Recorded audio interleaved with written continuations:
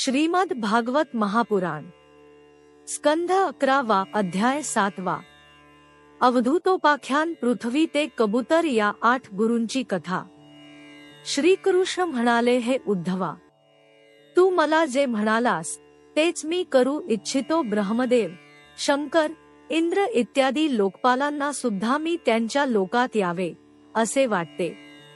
पृथ्वीवर देवतांचे जे काम होते ते मी पूर्ण केले आहे। ब्रह्मदेवाच्या प्रार्थनेवरून याच कामासाठी मी बलरामासह अवतीर्ण झालो होतो।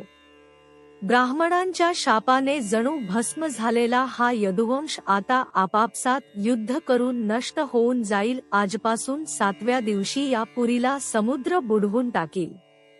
प्रिय उद्धवा, ज्या क्षणी मी मृत्यूलोकाचा त्याग करीन त्याच क्षणी येथील सर्व मांगल्य नष्ट होईल आणि थोड्याच दिवसात पृथ्वीवर कलियुगाचा महिमा सुरू होईल। मी या पृथ्वीचा त्याग केल्यावर तू येथे राहू नकोस, कारण बाबारे, कलियुगातील बहुतेक लोकांची रुची अधर्माकडेच राहील। तू आपले आप्त, स्वजन आणि भाऊबंधांचा स्नेहसंबंध सोडून दे आणि अनन्य प्रेमाने माझ्याठायी आपले मन लावून समदृष्टीने पृथ्वीवर विहार कर। या जगात मन, वाणी, डोळे, कान इत्यादी इंद्रियांनी जे अनुभवले जाते ते सर्व नाशवान आहे। मनाचा कल्पनाविलास आहे म्हणून मायाच आहे असे समज।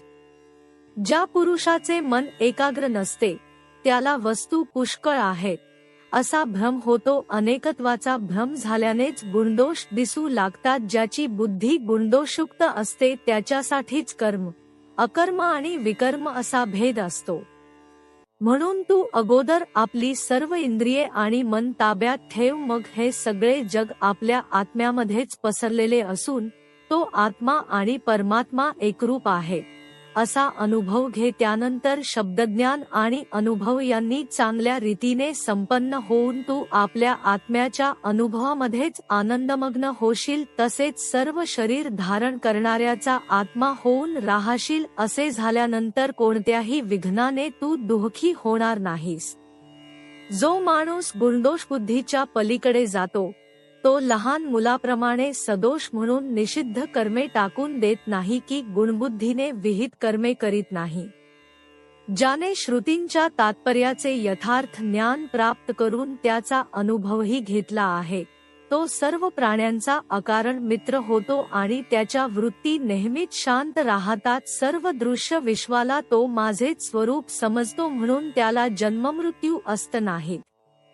श्रीशुक म्हणतात, परीक्षिता, भगवान श्रीकृष्णांनी असा उपदेश केला तेव्हा भगवद्भक्त उद्धवाने त्यांना नमस्कार करून तत्वज्ञान प्राप्त करून घेण्याच्या इच्छेने विचारले।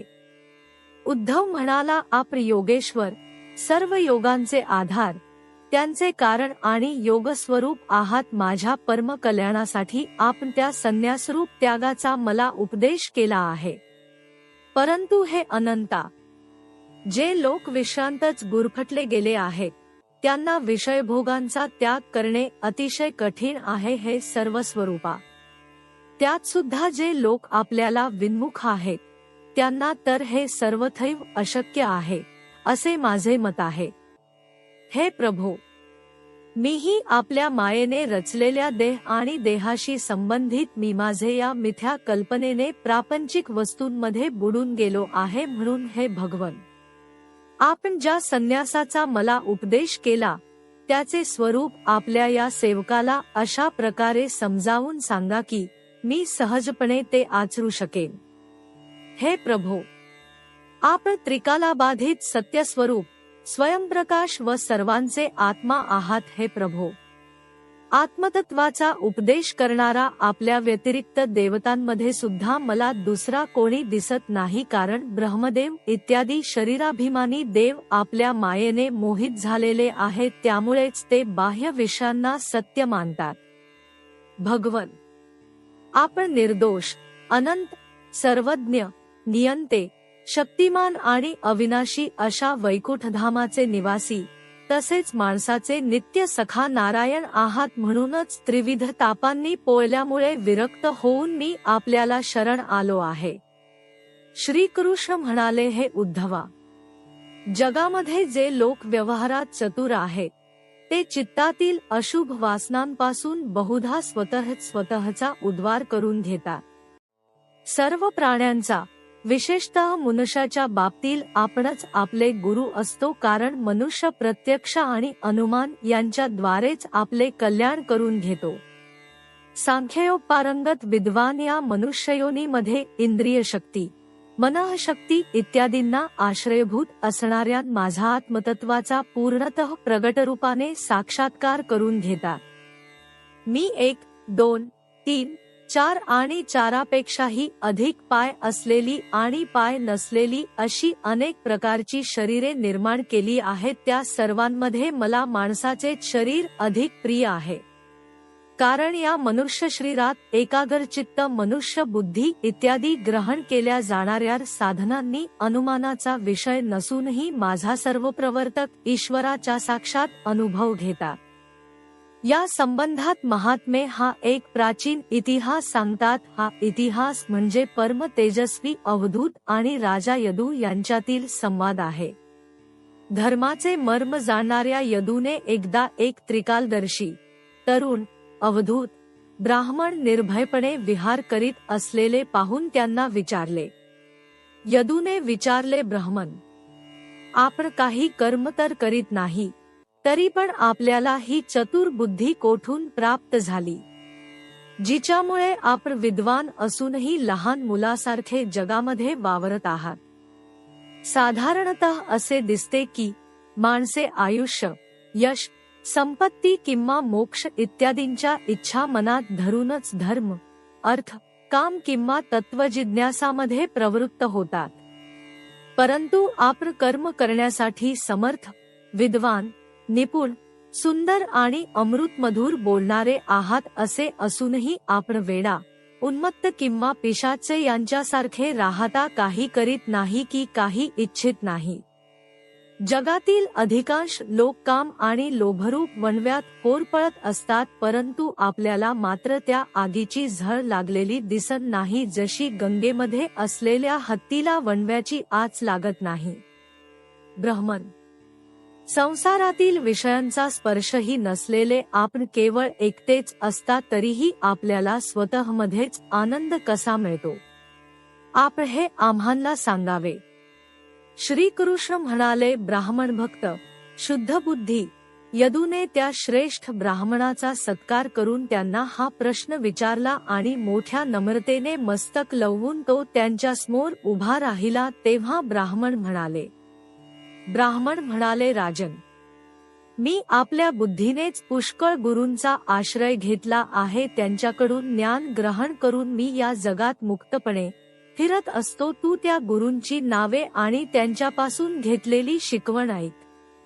माझ्या गुरूंची नावे अशी आहेत: पृथ्वी, वायू, आकाश, जल, अग्नी, चंद्र, सूर्य, कबूतर, अजगर, समुद्र, पतंग, मधमाशी, हत्ती, मध गोळा करणारा, हरिण, मासा, पिंगला, टिटवी, बालक, कुमारी, बाण तयार करणारा, साप, कोळी, कीटक आणि कुंभार माशी.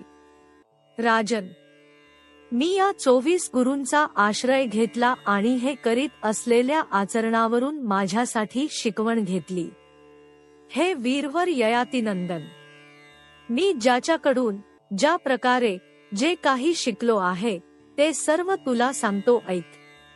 पृथ्वीपासून मी क्षमा शिकलो. पृथ्वीला लोकांनी कितीही त्रास दिला तरी ती तो सर्व शांतपणे सहन करते. तिच्याकडून मी क्षमा हे व्रत शिकलो. जगातील प्राणी आपापल्या प्रारब्धानुसार वागत असतात. त्यांच्यापासून त्रास झाला तरी धैर्यवान पुरुषाने त्यांची अगतिकता जाणून आपला धीर सोडू नये आणि आपल्या मार्गापासून ढळू नये.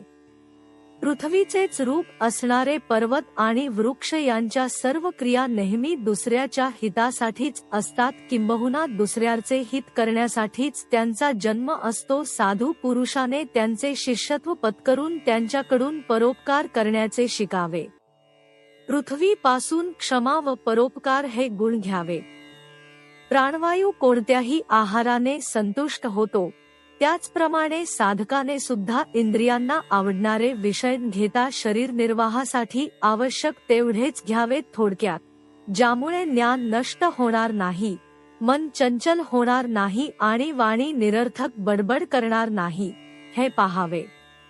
वायू अनेक गुणधर्माच्या पदार्थावर जातो, पण कोठेही आसक्त होत नाही की कोणाचाही गुणदोष घेत नाही. त्याचप्रमाणे योग्याने वेगवेगळ्या गुणधर्माच्या विषयांकडे जावे लागले तरी त्यामध्ये आसक्त होऊ नये की कोणाचे गुणदोष पाहू नयेत.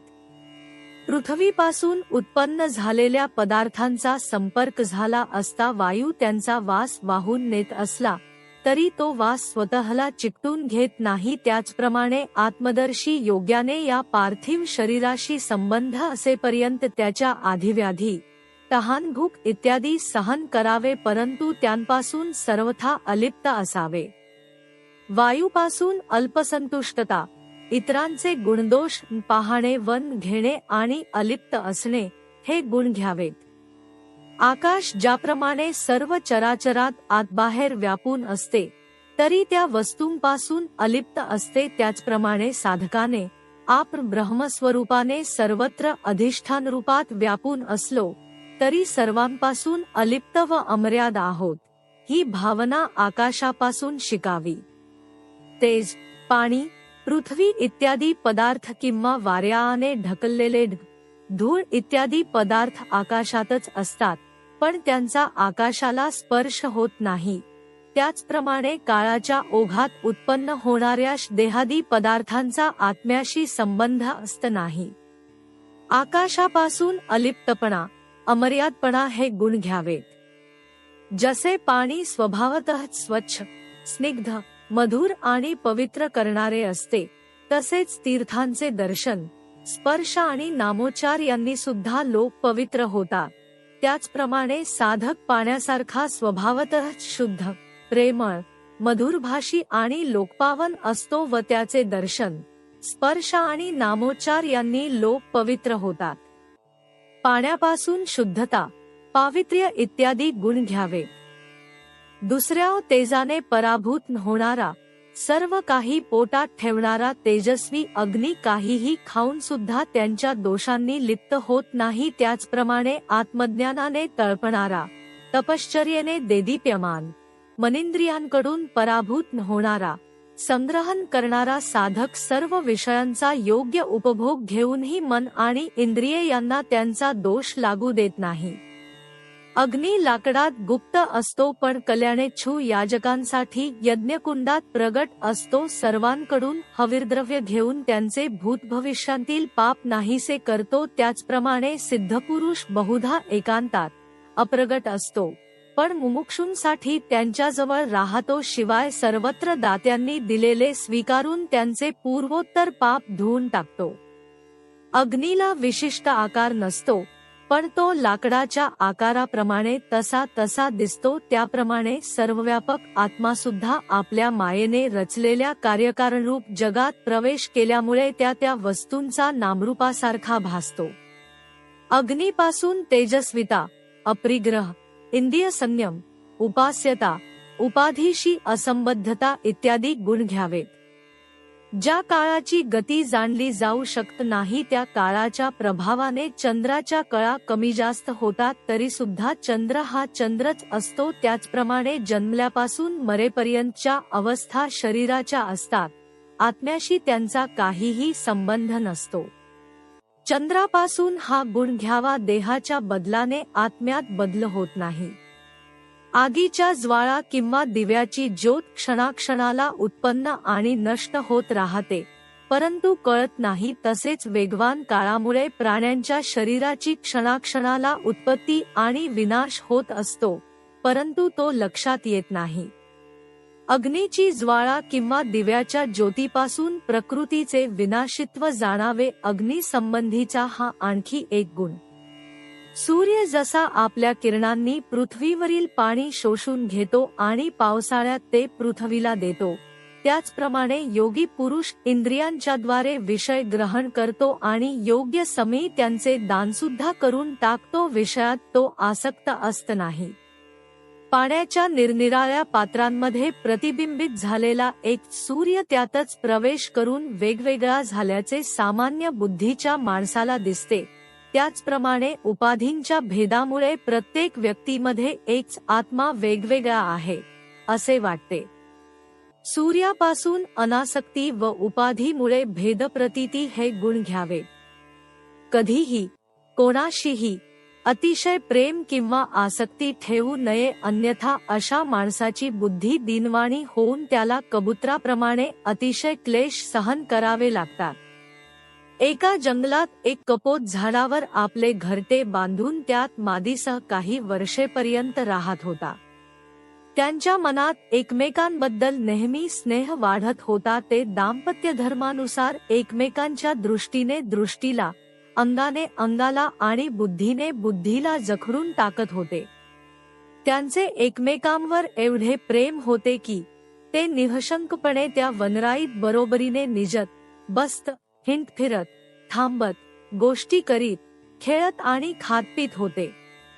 हे राजन, मन ताब्यात नसलेला तो कबूतर त्या कबुतरीला जे काही हवे असेल ते कितीही कष्ट पडले तरी आणून देत असे. ती सुद्धा त्याच्या कामना पूर्ण करीत असे. वेळ येताच कबुतरीला पहिल्यांदा गर्भ राहिला. तिने घरट्यात आपली पतीजवळच अंडी घातली. भगवंतांच्या अचिंत्य शक्तीने योग्य वेळी ती अंडी फुटली आणि त्यातून अवयव असणारी पिल्ले बाहेर पडली. त्यांचे अंग आणि त्यावरील लव अत्यंत कोमल होती.